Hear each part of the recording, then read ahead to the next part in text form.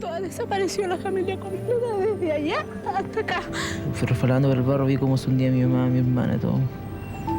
No alcancé a rescatarla. Llegué a una casa y yo dije, auxilio, auxilio, estoy herido. Justo hace 30 años, un extraño viento fue la primera señal que algunos advirtieron en la costa de Antofagasta. Un viento cálido, muy tibio, que comenzó a soplar de la costa hacia el cerro. Yo calculo como de las 11:30, 12 de la noche, empieza a llover fuertemente. Cuando me fui a bajar de la cama me di cuenta que yo estaba flotando, o sea, abajo de mi cama ya había agua. Lo que en un comienzo parecía solo un fenómeno curioso, comenzó a alertar en las zonas altas de la ciudad. En apenas 3 horas, Antofagasta recibió 42 milímetros de agua, más de 10 veces su promedio anual. En el agua los postes se habían caído, se sentían gritos. No, fue muy complejo el sector de la quebrada La Cadena y la quebrada del Salar del Carmen. La zona alta, cerca de las quebradas, las avalanchas arrancaban a familias enteras. En la villa El Salto, Jacqueline primero perdía a su madre. Cuando la avalancha me llevó, yo le digo, mamá, agárrate, y rozamos las yemas de los dedos, no pudimos tomarnos.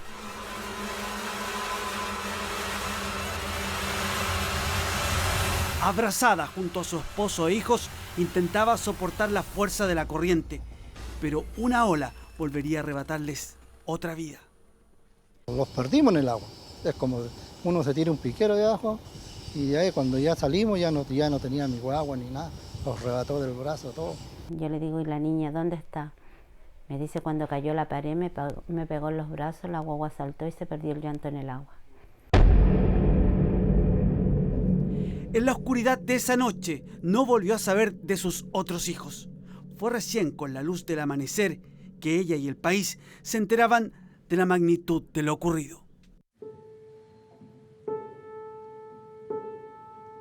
700 viviendas habían desaparecido en Antofagasta y 4.000 habían sufrido daños severos. Entre medio de ellas iban surgiendo los relatos que daban cuenta de lo más grave. ¿Qué pasó con la gente que vive aquí?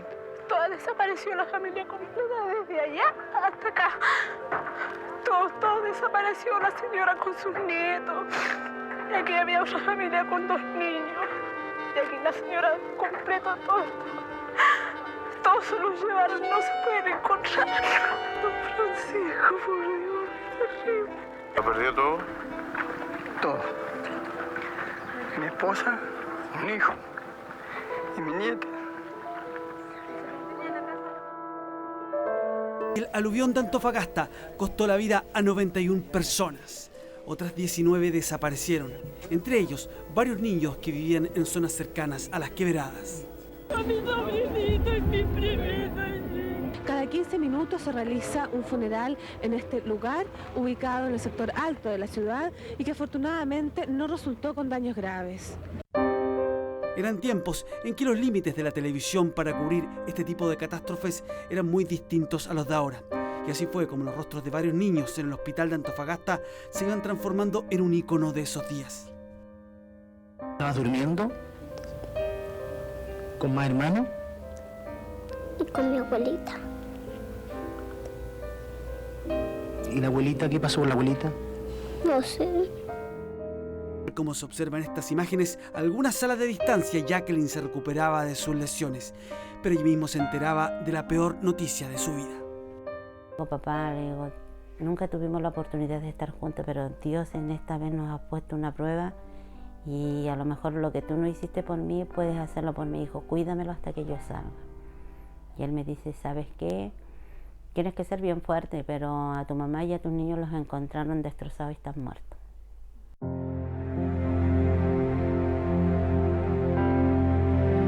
La tragedia conmovió a todo el país. Desde distintas regiones llegaban equipos de búsqueda, alimentos y voluntarios para remover los escombros.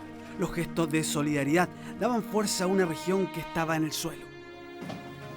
Habían pasado 5 o 6 días, llega un camión con mercadería del Cuerpo de Bomberos de San Javier para los bomberos de Antofagasta.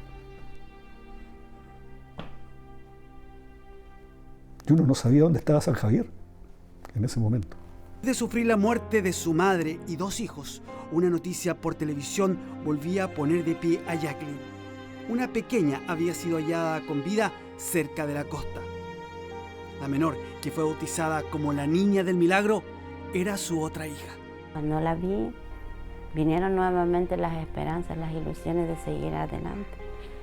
Le dije que ya no había necesidad que me siguieran durmiendo porque yo tenía por qué vivir, yo la había visto.